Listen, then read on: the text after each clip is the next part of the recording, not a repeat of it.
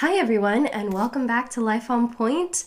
It's been a while since I've posted. Actually, I was posting pretty consistently over Christmas. I do forget, but it's been a while since I've just had a sit down, a chat with you guys. And yeah, I'm just really excited to kind of get the ball rolling again with Life on Point. I've really missed this. I really have, and I'm really excited to get back with you guys and chat with you guys and really talk about dance, what I really love talking about. And so if you guys are new to this channel, please don't forget to subscribe. It's the red button down below, and it is completely free.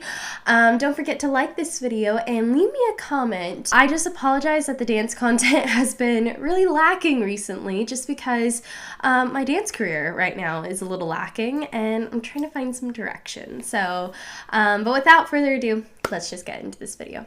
So, I don't actually remember if I chatted with you guys about me getting into school. I think I did on the Ellie Way channel, which I'll leave in a card for you. It will be on either side. I've been going to school since September 2021. I have been in this process of actually getting into school since 2020. I wasn't really doing anything. The pandemic had hit, and I was working, and my parents were like, you need to have some sort of direction. We need to figure out like what you're going to be doing.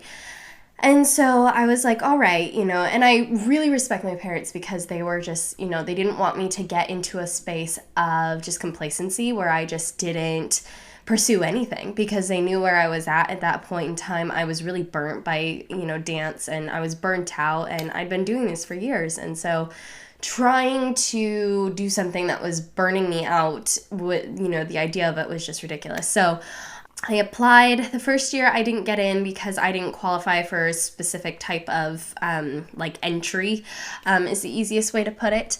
So in January of 2022, I emailed them. I'm actually going to school with the Royal Academy of Dance, and it is affiliated with the University of Bath. So I am getting my bachelor's degree in dance education in partnership with the Royal Academy of Dance, which is what I've actually done for years. I've actually, all of my exams that I've ever taken as far as ballet goes was for the Royal Academy of Dance, was with the Royal Academy of Dance. So yeah, in September 2022, I started. I had my first induction week.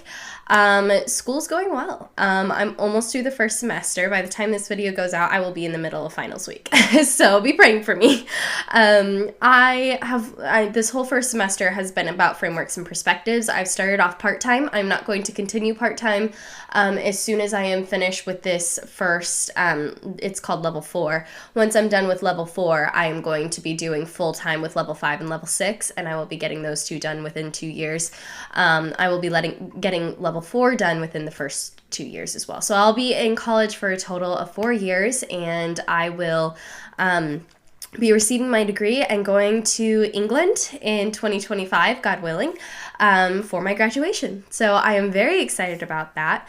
But this semester I've been learning a lot about frameworks and perspectives, and really what it's been about has been exploring the different analytical sides of dance and talking and just sharing and analyzing a lot of different ballets and things like that. And it's also been learning and reading and writing in Benesh movement notation and Laban notation, which I will put some screenshots up on the screen so that you guys can kind of know which is which, but it is basically its own language that you actually study and you learn to write dance in, and it's very complicated. There is a lot that goes into it. I've actually really enjoyed it, and Benesh notation is actually something that I've been familiar with all my life because of the Royal Academy of Dance. That's what they write their syllabus work in, as well as English, the English words, and it's mapped out. But Benesh notation is actually it's a lot more detailed and very specific, and with the timing, it's actually written in music, on like music-like staves, and what happens is there's different symbols that represent different movements, the head, the arms, all that stuff.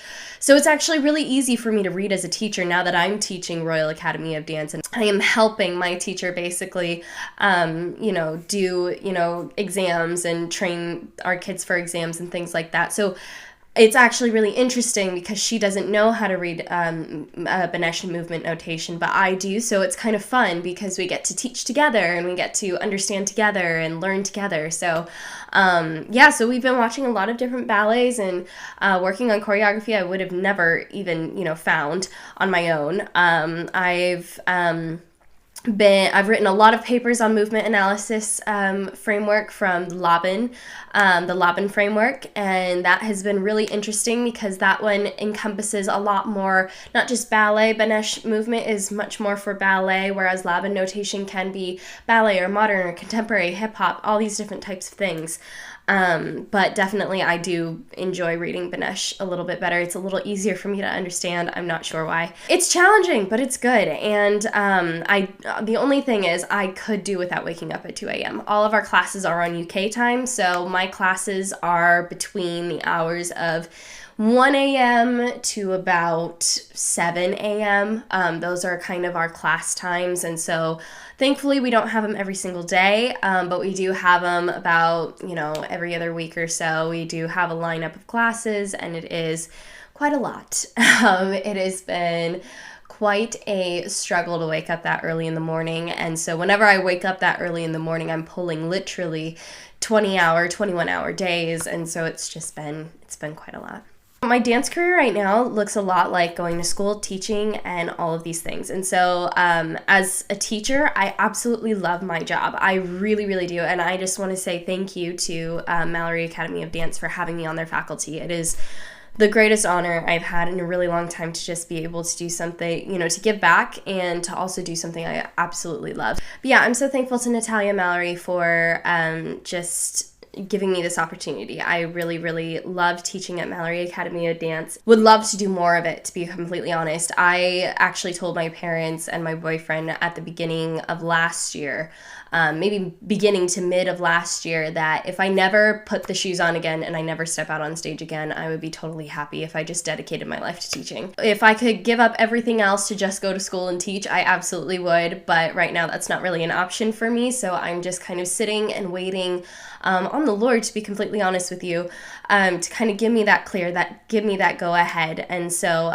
there are a lot of things I'm doing in business, as you guys know. Again, if you want to know more about kind of like my lifestyle and things like that, go follow the Ellie Way channel, because I talk a lot about lifestyle and fashion and beauty and what my lifestyle looks like right now as, balancing the life of a pastor's kid and also serving in the church and working for the church and having a life in business and teaching and dance and all these other things. So my former ballet teacher is, like I said earlier, she's running the exams for our studio. So it's been really fun because she's come in to a couple of my classes and we kind of co-teach and we bounce off of each other. And it's really fun to do that because she saw me when I was like 17 trying to, navigate, what it's like to be a teacher and all those things.